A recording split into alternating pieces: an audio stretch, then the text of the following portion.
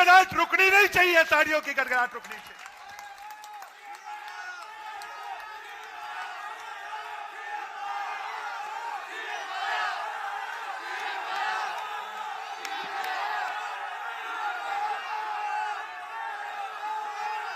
हरियाणा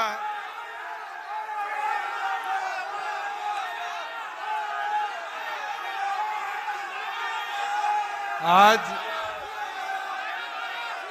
झांसी जिले की इस पावन धरा पर हरियाणा जन चेतना दिवस के इस अवसर पर और आप सबके प्रेरणा और विश्वास स्रोत जननायक जनता पार्टी के राष्ट्रीय अध्यक्ष आदरणीय डॉक्टर अजय सिंह चौटाला जी के 65वें जन्म दिवस के उपलक्ष्य में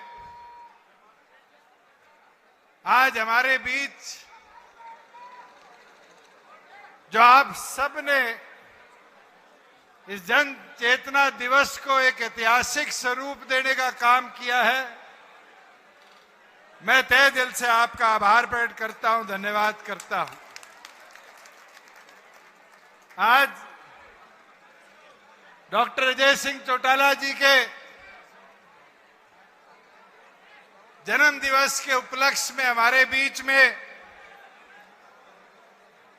मेरे साथ लोकसभा के सदस्य रहे और आज भी देश के सबसे बड़ी पंचायत के अंदर समाजवादी पार्टी का नेतृत्व कर रहे भाई धर्मेंद्र यादव जी, लोकसभा के अंदर सांसद मलिक साहब, पूर्व में पंजाब के वित्त मंत्री रहे परमिंदर ढींडसा जी, पूर्व में पंजाब के मंत्री रहे सुच्चा सिंह जी, बहुत ही मेहनती हमारे पार्टी के प्रदेश के अध्यक्ष आदरणीय ब्रज शर्मा जी, मंच का संचालन कर रहे और पार्टी की युवा इकाई का नेतृत्व कर रहे अजीज दिग्विजय सिंह जी, भाई अमरजीत डांडा जी, हमारे राजस्थान के अध्यक्ष पृथ्वी मील जी, दिल्ली के अध्यक्ष दिनेश डागर जी, हमारे पंजाब के अध्यक्ष संदीप न्योल जी, जिला झांसी के अध्यक्ष भाई अमित बुरा जी, भाई अनिल जी, मंच पर बैठे पार्टी के तमाम वरिष्ठ पदाधिकारीगण और हरियाणा के अलग अलग कोणों से आए मेरे बुजुर्गों, युवा साथियों, पहले तो मैं आप सबका आभार प्रकट करूंगा कि 7 दिसंबर से लेकर और आज 13 मार्च तक जिस लगन उत्साह के साथ एक एक कार्यकर्ता ने मैदान में उतरकर संगठन की सोच को ताकत दी, आप सभी बधाई के पात्र हैं। और आपकी मेहनत है जिसने प्रदेश के अंदर आज चर्चा का दौर दोबारा शुरू कर दिया। यह आप सबकी मेहनत है कि आज जनता को यह विश्वास हो गया कि जो कार्य आपने सरकार में रहकर किए थे उन कार्यों से प्रदेश प्रगति के पथ पर चला था। धर्मेंद्र जी अभी कह रहे थे हार जीत चलती रहती है। धर्मेंद्र जी, ये संगठन स्वर्गीय चौधरी देवीलाल जी की सोच का संगठन है।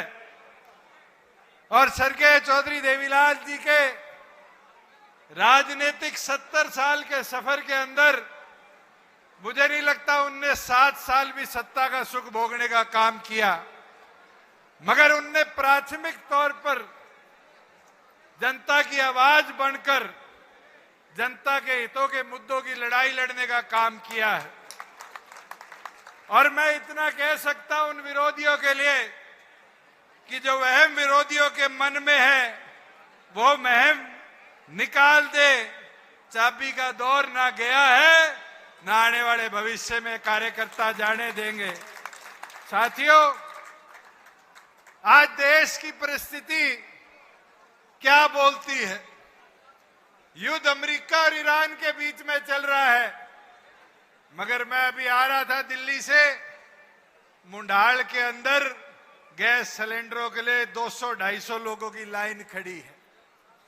ये देश की कूटनीति राजनीति है जिसके अंदर देश के प्रधानमंत्री को बारी बारी ये दिखाया जाता है विश्व गुरु विश्व गुरु। उनके मंत्री कहते हैं गैस की तेल की कोई किल्लत नहीं है, और इस देश के आम नागरिक को इन परिस्थितियों में जो महामारी भी सिर्फ मिडल ईस्ट के अंदर है, नुकसान आम नागरिक की जेब में पहुंचने का काम कर रहा है। साथियों, ये समझने देखने की चीज है कि जो लोग ये बताया करते थे कि हिंदुस्तान की अर्थव्यवस्था बढ़ गई, आज विदेश से तेल लेने के लिए भी उन लोगों को ट्रंप की परमिशन लेने का काम करना पड़ता है। ली नहीं ली परमिशन, लिख के दिया ट्रंप ने, नहीं लिख के दिया कि 30 दिन के लिए हिंदुस्तान रशिया से तेल ले सकता है। इसका मतलब तो आज आर्थिक तौर पर देश को ये जो $500 बिलियन की चर्चा करी गई, आर्थिक तौर पर अमेरिका के हाथ में गिरवी रखने का काम हमारी केंद्र की सरकार ने कर दिया। मगर साथियों, ये समझना देखना अब आपको है कि क्या देश और प्रदेश के भविष्य के लिए हमें करना पड़ेगा। और मैं आज कहना चाहूंगा धर्मेंद्र जी को, मलिक साहब को, आप दोनों इस देश के सबसे बड़े सदन के सदस्य हो। ये आवाज सबसे पहले देश के आम नागरिक तक आप दोनों को उस सदन से उठानी पड़ेगी। और उस सदन के अंदर जब आप उठाओगे आवाज, तो हरियाणा की सड़कों पर, यूपी के अंदर, राजस्थान के अंदर जहां हमारी जरूरत होगी, डॉक्टर अजय सिंह चौटाला जी का एक एक सिपाही मैदान में खड़ा होकर इस देश को बचाने की लड़ाई में साथ आपके खड़ा होगा। और साथियों, ये हमें देखना समझना है। हमने बहुत संघर्ष इस प्रदेश की धरातल देखे हैं, चाहे चौधरी देवीलाल जी को इस देश के उप प्रधानमंत्री पद पर ले जाने की बात हो, उस संघर्ष की शुरुआत भी इस धरा से हुई थी। और चाहे बड़े बड़े आंदोलन आए हो, हमें भी उन आंदोलनों की मार झेलनी पड़ी। मगर राजनीतिक तौर पर आज हम अनाज मंडी के अंदर खड़े हैं। एक एक व्यक्ति जो आज इस पंडाल के अंदर है, कहीं ना कहीं किसी कृषि परिवार से अपने आप को जोड़कर रखता है, आता है। आप अपने दिल पर हाथ रखकर देखो, क्या जब आप सरकार में हिस्सेदार थे तो आपके राज के अंदर किसान का मंडी से उठान 2 दिन के अंदर और 2 दिन में उसके खाते में पैसा देने की व्यवस्था थी, नहीं थी? यह व्यवस्था इसलिए बन पाई कि आप लोगों का हिस्सेदारी राज के अंदर थी।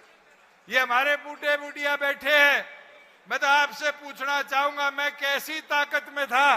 250 रुपए बढ़वाकर 1000 रुपया पेंशन बढ़वाई, किसी की एक बूढ़े की पेंशन कटने का काम नहीं हुआ। मगर आज ये परिस्थिति बन गई कि इस प्रदेश के 40,000 से ज्यादा बूढ़े बुढ़वाओं की पेंशन को काटने का काम इस सैनी की सरकार ने किया है। और साथियों, बजट जाता है इस प्रदेश का, मगर उस बजट का उद्देश्य हरियाणा को खुश करना नहीं होता, हरियाणा के कामों को, हरियाणा के नागरिक को प्रोत्साहित करना नहीं होता। उस बजट का काम होता है तो केवल मात्र पंजाब के चुनाव को देखना। मगर मैं आपको एक चीज आज बता देता हूं, ये ज्यादा दिन इनकी पोल खुलने में वक्त नहीं लगेगा। आज 13 तारीख है, 16 तारीख को राज्यसभा का चुनाव है और राज्यसभा के चुनाव में चाहे वो 16 का हो, चाहे 26 का, 22 का हो, चाहे ये चुनाव हो, आंकड़े दोनों पार्टियों के पास पूरे हैं, मगर तीसरा उम्मीदवार मैदान में है।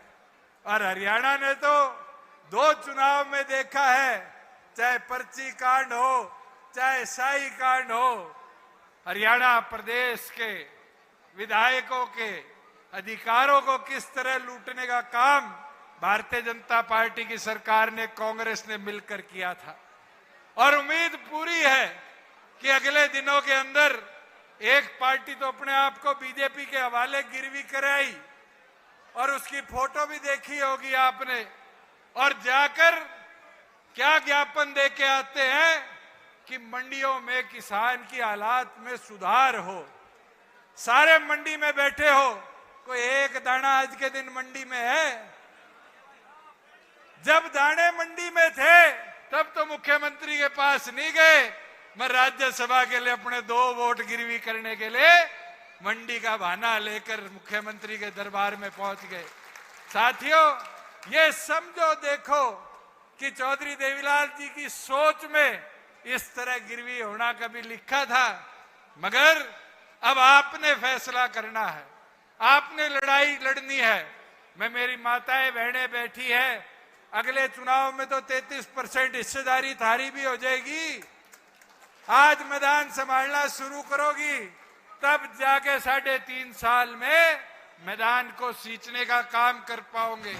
मेरी विनती प्रार्थना सबसे है कि अब लड़ाई मैदान की आपके हाथ में है। मुझे खुशी है कि हांसी हरियाणा का 23वां जिला बना है और ये सौभाग्य भी है कि मैं इस देश की पंचायत का, सबसे बड़ी पंचायत का अगर सबसे युवा सदस्य बनकर गया तो ये हांसी हिसार लोकसभा का हिस्सा था, ये अवसर मिला। और दूसरा सौभाग्य, जो सबसे बड़ा सौभाग्य है, ये भिवाड़ी के साथी बैठे हैं, डॉक्टर अजय सिंह चौटाला जी जब इस देश की पार्लियामेंट के सदस्य बने थे तब ये हांसी भिवाड़ी लोकसभा का हिस्सा था। आप लोगों ने तो हम दोनों को वो ताकत आशीर्वाद दिया है, मगर साथियों, मैं तो आपसे हाथ जोड़कर एक निवेदन कर सकता हूं, ये आप लोग हो जो इस मैदान को मजबूती से आगे बढ़ा सकते हो। कई लोगों के मन में संशय होगा, मैं एक संशय आज दूर करना चाहूंगा। 2013 में डॉक्टर अजय सिंह चौटाला जी को 10 साल की सजा हुई, ये कहते हुए कि इनने 3206 में से 800 भिवाड़ी लोकसभा के बच्चों को नौकरी देने का काम किया। डॉक्टर अजय सिंह चौटाला जी ने बिना किसी आरोप 10 साल आप लोगों के लिए सजा काटी और 2021 की जनवरी में वो सजा पूरी हुई। साथियों, एक कानूनी पेच था कि सजा पूरी होने के 6 साल तक चुनाव नहीं लड़ा जा सकता, मगर आज मैं आपको इस पावन धरा पर डॉक्टर अजय सिंह चौटाला जी की कर्म भूमि के इस हिस्से पर एक चीज कहना चाहूंगा, वो वनवास खत्म हो चुका। अब आपकी जिम्मेवारी है, आपने डॉक्टर अजय सिंह चौटाला जी को मैदान में जैसे पहले उतार कर काम कर कर संगठन की ताकत को बढ़ाया था, राष्ट्रीय अध्यक्ष के रूप में उसी ताकत को दोबारा लाकर देना है। और साथियों, अगर अपन सारे लग जाएंगे तो क्या हम डॉक्टर अजय सिंह चौटाला के कंधे बनकर मजबूती के साथ इस प्रदेश में दोबारा परिवर्तन की रूपरेखा नहीं लिख पाएंगे? पर मेरी विनती है, आज जब यहां से घर जाओ तो ये सोचते मत जाना कि अगला स्थापना दिवस कहां बनेगा। ये सोचते जाना कि मैंने मेरे गांव के बूथ पर पार्टी के संगठन को ताकत कैसे देनी है। ये सोचते जाना कि मैं अपने गांव के बूथ पर जाऊं, जो 900,000 वोट है, उन वोटों के अंदर अपनी ताकत को कैसे बढ़ाने का काम करूं। ये सोचते जाना कि हमने कैसे, जो साथी मायूस होकर घर बैठ गए थे, उनकी ताकत को बढ़ाने का काम करना है।